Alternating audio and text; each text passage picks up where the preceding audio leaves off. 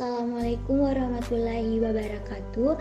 Perkenalkan, nama saya Nini Kuahyanisi, NIM 60500121087, kelas Kimia C. Di sini saya akan menjelaskan dua materi. Yang pertama yaitu hadis pada masa Rasulullah SAW dan hadis pada masa sahabat dan tabi'in. Yang pertama, hadis pada masa Rasulullah SAW. Cara Rasulullah menyampaikan hadis. Allah menurunkan Al-Quran sebagai pedoman dan mengutus Rasulnya merupakan hal yang tidak dapat dipisahkan. Segala yang Rasulullah ucapkan, lakukan, dan keadaannya serta takrir beliau merupakan perwujudan dari Al-Quran, sebagaimana firman Allah yang tertuang pada surah An-Najm ayat 3-4. Dan tiadalah yang diucapkan itu Al-Quran menurut kemauan hawa nafsunya. Ucapannya itu tiada lain hanyalah waktu yang diwahyukan kepadanya. Quran surah An-Najm ayat 3-4 surah 1. Sebuah keistimewaan di mana pada masa ini para sahabat dan umat Islam lainnya dapat secara langsung berinteraksi dengan Rasulullah. Mereka dapat bergaul secara bebas dimanapun. Rasulullah dapat berinteraksi dengan mereka dimanapun, misalnya di rumah, masjid, pasar, ataupun dalam perjalanan dan lain sebagainya. Oleh karena itu, mereka dapat secara langsung memperoleh hadis dari Rasulullah. Kedudukan Rasulullah yang demikian otomatis menjadikan semua perkataan, perbuatan, dan takrir Rasulullah sebagai referensi para sahabat. Para sahabat secara proaktif berguru dan bertanya tentang segala sesuatu yang mereka tidak mengerti, baik urusan dunia maupun urusan akhirat. Mereka mentaati bahkan menirunya. Ada beberapa cara Rasulullah menyampaikan hadis pada para sahabatnya, yaitu pertama, melalui ceramah terbuka yang beliau berikan setiap hari Jumat, hari raya, dan waktu-waktu yang tidak ditentukan jika keadaan menghendaki. Melalui majelis ini, para sahabat banyak memperoleh hadis sehingga mereka selalu berusaha untuk berkonsentrasi guna mengikuti kegiatan dan ajaran yang diberikan kepada Rasulullah, sehingga para sahabat rela untuk bergantian hadir untuk menerima hadis. Bahkan terkadang kepala suku yang jauh dari Madinah mengirimkan utusannya ke majelis ini untuk kemudian mengajarkan kepada suku mereka sekembalinya dari menerima hadis. Kedua, dalam banyak kesempatan Rasulullah juga menyampaikan hadis melalui sahabat tertentu yang kemudian disampaikan kepada sahabat yang lain. Hal ini disebabkan karena terkadang ketika Rasulullah menyampaikan hadis, para sahabat yang hadir hanya beberapa saja. Yang ketiga, untuk hal-hal yang sensitif seperti yang berkaitan dengan keluarga dan kebutuhan biologis disampaikan melalui istri-istrinya.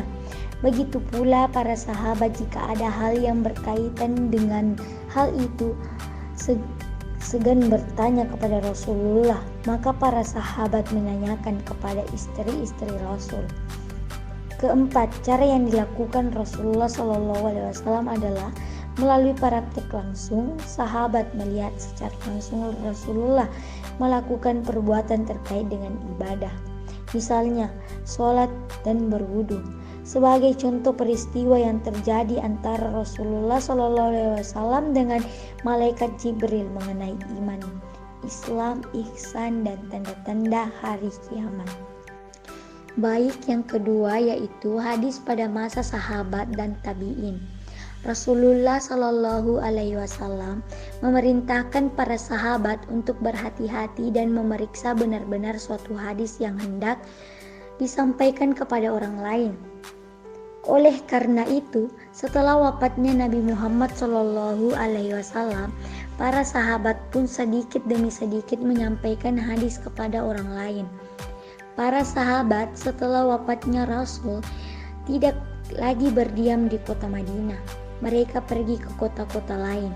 Maka penduduk kota lain pun mulai menerima hadis dan para tabi'in mempelajari hadis dari para sahabat itu. Dengan demikian mulailah berkembang riwayat dalam kalangan tabi'in. Poin pertama yaitu sahabat. Periode kedua sejarah perkembangan hadis adalah masa sahabat yang berlangsung sekitar tahun 11 Hijriah sampai dengan 40 Hijriah. Masa ini disebut dengan masa sahabat besar. Setelah mengetahui sejarah perkembangan hadis, yang kedua adalah periode sahabat, akan timbul pertanyaan siapa yang disebut sahabat. Maka jawabannya antara lain orang yang pernah berjumpa dengan Nabi Muhammad SAW dengan beriman kepadanya dan mati sebagai orang Islam.